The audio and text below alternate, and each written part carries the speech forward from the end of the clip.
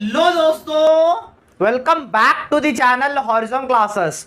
दोस्तों, आज के इस वीडियो में हम नेचर ऑफ बिजनेस रिस्क देखेंगे। दोस्तों, पिछले वीडियो में हमने बिजनेस रिस्क का मीनिंग जाना था। आज के इस वीडियो में नेचर देखेंगे, यानी बिजनेस रिस्क होता क्या है और कैसे दिखता है, वो आज टॉपिक हम आज के इस वीडियो में कवर करेंगे। दोस्तों, टोटल आपके बुक में 4 पॉइंट्स है और मैं आपको आज इस वीडियो में 4 पॉइंट्स पूरे समझाऊंगा। दोस्तों, सो कॉन्सेंट्रेट से और लास्ट तक वीडियो देखिएगा। सो चलिए हमारे वीडियो की शुरुआत करते हैं।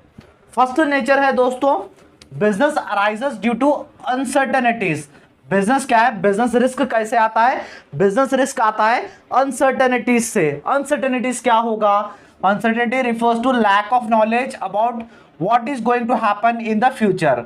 यानी अनसर्टेनिटी यानी एक बिजनेस को नॉलेज नहीं है कि फ्यूचर में क्या होगा, सो उसे हम अनसर्टेनिटी कहेंगे। यानी फ्यूचर में क्या भी अफेक्ट करेगा बिजनेस को, वो बिजनेसमैन को नहीं मालूम, उसके बारे में नॉलेज नहीं है, lack of knowledge. So business के आगे क्या होगा उसका नॉलेज नहीं है, उसे कहेंगे हम अनसर्टेनिटी। जैसे एग्जांपल दिया गया है नेचुरल क्लाइमेट्स, यानी अब फ्लड आया, हैवी रेनफॉल आया, ये क्या बिजनेसमैन को मालूम होगा? नहीं मालूम होगा।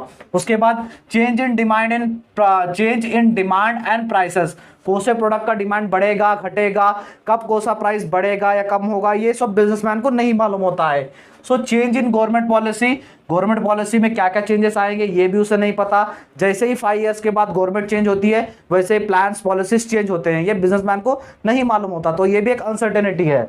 उसके बाद इंप्रूवमेंट इन टेक्नोलॉजी, टेक्नोलॉजीज में क्या क्या एडवांसमेंट्स आएंगे ये सब उसे नहीं पता। सो ये अनसर्टेनिटीज से बिजनेस को रिस्क होता है। So are some of the examples of uncertainties which create a risk for the business because outcome of these future events is not known in advances।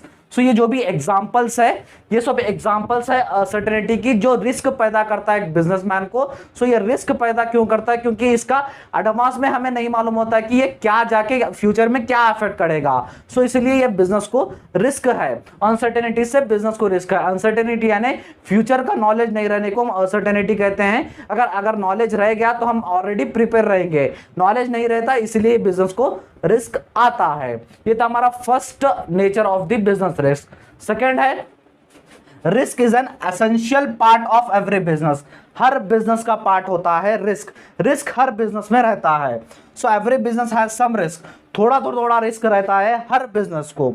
No business can avoid risk although the amount of risk may vary from business to business. Risk can be minimized but can not be eliminated. So her business में risk रहता है, कोई भी business ऐसा नहीं होता जो without risk के काम कर सके। एक बिजनेसमैन रिस्क को मिनिमाइज कर सकता है, रिस्क को कम कर सकता है, बट रिस्क को निकाल के फेंक नहीं सकता, रिस्क को खत्म नहीं कर सकता। हर बिजनेस में थोड़ा तो थोड़ा रिस्क रहता ही रहता है। सो सेकंड हमारा नेचर था risk is an essential part of the business. Risk क्या होता है? एक पार्ट होता है बिजनेस का। ये होगा हमारे 2 नेचर। अब बढ़ते हैं हमारे थर्ड नेचर की तरफ। दोस्तों, थर्ड नेचर है दोस्तों degree of risk mainly depends upon the nature and size of the business.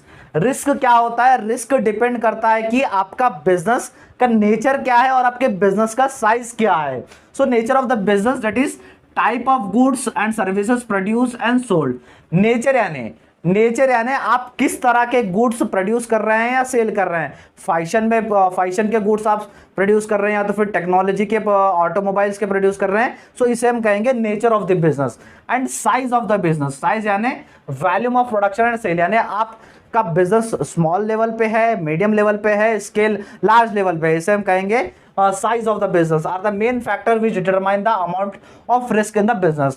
So nature और साइज डिपेंड करता है कि आपके बिजनेस का रिस्क कितना होगा। अब जैसे फैशन है, फैशन इंडस्ट्री है, फैशन बिजनेस है, फैशन हर दिन चेंज होता है, हर दिन चेंज होता है, तो उसमें रिस्क ज्यादा रहता है। अब जैसे फिक्स्ड प्रोडक्ट्स रहते हैं, जैसे ग्रोसरीज रहता है, उसमें रिस्क कम रहता है। सो वो डिपेंड करता है नेचर के ऊपर। उसके बाद साइज यहाँ पर नाम दिया गया है, साइज के ऊपर भी डिपेंड करता है। जैसे अब लार्ज स्केल बिजनेस होता है, बड़ी कंपनी रहती है, बड़ा बिजनेस होता है, वहां पर रिस्क ज्यादा रहता है कंपेयर टू द छोटे छोटे बिजनेस से।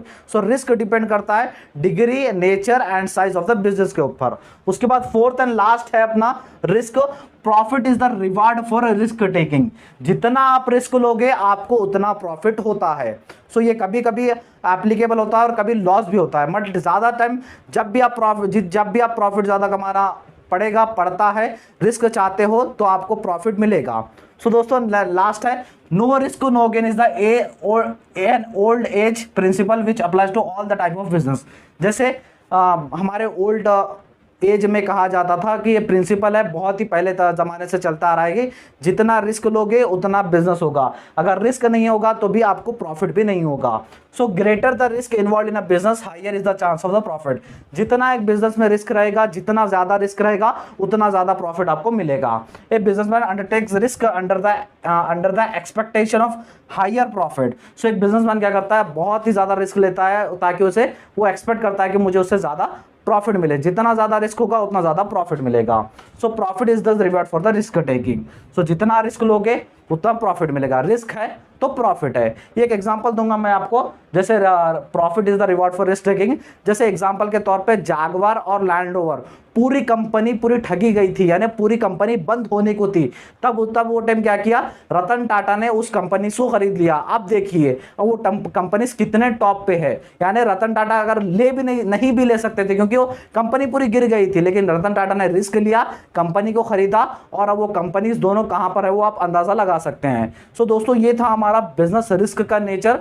ये शॉर्ट वीडियो था, 5 मार्क्स में आपको पूछ सकता है आपके एग्जाम्स में। नेक्स्ट वीडियो आएगा कॉजेस ऑफ बिजनेस रिस्क का। सो दोस्तों एक बार स्क्रीनशॉट ले लीजिए।